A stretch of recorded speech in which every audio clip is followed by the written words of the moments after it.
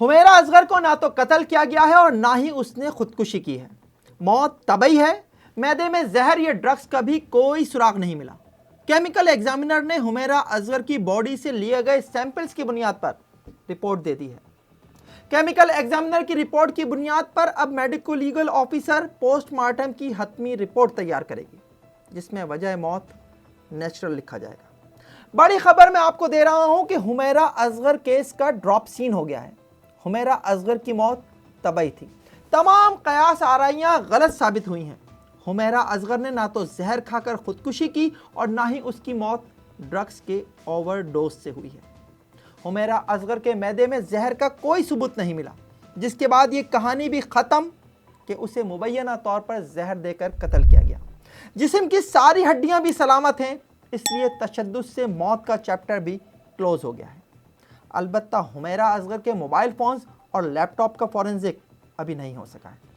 CTD ने हुमैरा असगर के phones और लैपटॉप का फॉरेंसिक करने से इनकार कर दिया है और फ़ोन्स और लैपटॉप पुलिस को वापस भेज दिए हैं। इसकी क्या वजह है ये भी मैं आपको आज के प्रोग्राम में बताऊंगा, और साथ ही ये भी कि हुमैरा असगर की मौत को कत्ल कहने वाली डॉक्टर सैयदा कायनात ताहाल पर्दे में है, लेकिन उनसे मुताल्लिक कुछ अनकन्फर्म्ड इत्तलात मुझ तक पहुंची हैं जो मैं आज आपसे शेयर करूंगा। इसी के साथ मैं आपको ये भी बताऊंगा कि हुमैरा असगर अपनी मौत से कबल सितंबर 2024 से अक्टूबर 2024 तक अपने फ्लैट से बाहर ही नहीं गईं। उनके कॉल डेटा रिकॉर्ड से पता चलता है कि वो सितंबर से फ़ोन बंद होने तक अपने फ्लैट पर ही रही हैं। सीडीआर में उनकी लोकेशन मुसलसल फ्लैट की ही आ रही है।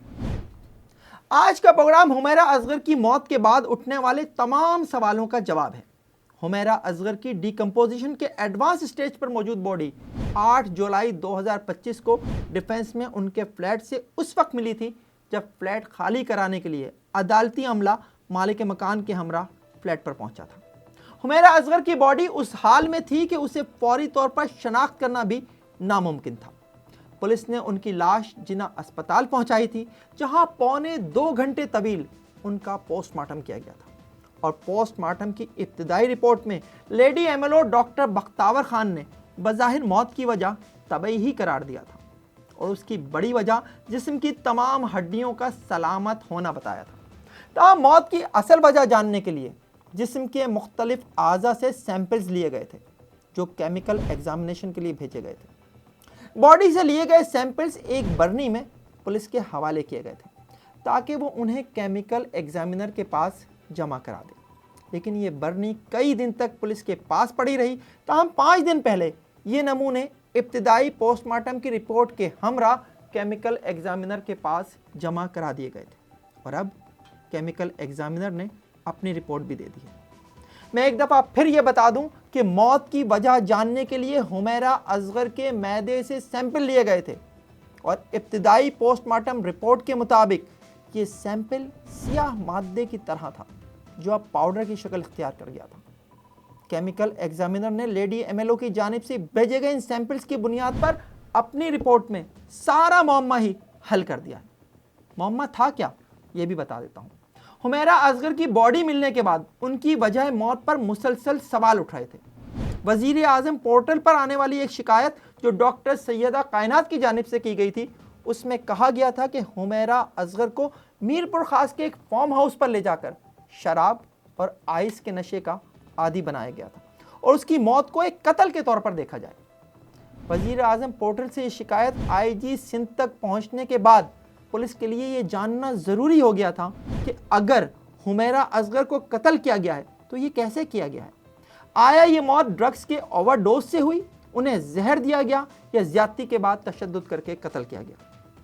पोस्टमार्टम की इब्तिदाई रिपोर्ट में जिस्म के तमाम हड्डियों के सलामत पाए जाने और औरतों के ख़ास दिनों में इस्तेमाल होने वाले सैनिटरी पैड्स की कपड़ों में मौजूदगी से ज़्यादती के बाद कत्ल किए जाने के इम्कानात तो ख़त्म ही हो गए थे, और अब सिर्फ मैदे में ऐसे अज्जा के पाए जाने का इम्कान बाकी रह गया था जो मौत की वजह बने हों, जो जहर भी हो सकता था और ड्रग्स भी।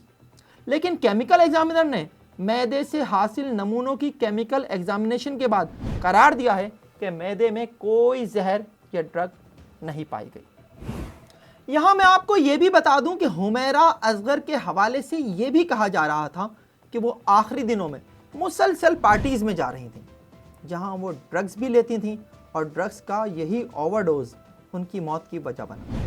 لیکن اب ایک طرف کیمیکل ایگزامینر کی رپورٹ نے سب کلیئر کر دیا ہے تو دوسری طرف یہ بات بھی ثابت ہو گئی ہے کہ حمیرہ اصغر ستمبر 2024 سے اکتوبر 2024 میں اپنی ڈیتھ تک اپنے فلیٹ پر ہی رہیں۔ پولیس نے حمیرہ اصغر کے فونز کا کال ڈیٹا ریکارڈ نکالا اور سی ڈی آر کے مطابق ستمبر اور اکتوبر میں ان کی تمام آخری کالز میں ان کی لوکیشن ان کے فلیٹ کی ہی آ رہی ہے۔ حمیرہ اصغر کے معاملے میں تقریباً تمام ہی سوالوں کے جواب ملتے جا رہے ہیں، اب صرف فونز کا فورنزک باقی رہ گیا ہے۔ وزیر اعظم پورٹل پر ملنے والی ڈاکٹر سیدہ کائنات کی شکایت میں کہا گیا تھا کہ ڈاکٹر سیرم سجاد نے 3 ماہ پہلے جھگڑے کے بعد حمیرہ اصغر سے فون چھین کر اس میں سے ذاتی ویڈیوز اور تصاویر ڈیلیٹ کر دی تھی۔ پولیس پر ویسے تو یہ پوائنٹ کلیئر ہی تھا کیونکہ حمیرہ اصغر کی لاش ہی تقریباً 9 ماہ پرانی تھی، لیکن پھر بھی موبائل فون سے ڈیلیٹڈ ڈیٹا ریکور کرنے کے لیے حمیرہ اصغر کے فونز اور لیپ ٹاپ سندھ پولیس کے کاؤنٹر ٹیررزم ڈپارٹمنٹ کو بھیجے گئے تھے۔ سی ٹی ڈی کے پاس اپنی فورنزک لیب ہے جس کے پاس ایسا ڈیلیٹڈ ڈیٹا ریکور کرنے کی فیسلٹی موجود ہے، اور سی ٹی ڈی اپنے کیسز میں اس فورنزک لیب کو استعمال بھی کرتی ہے۔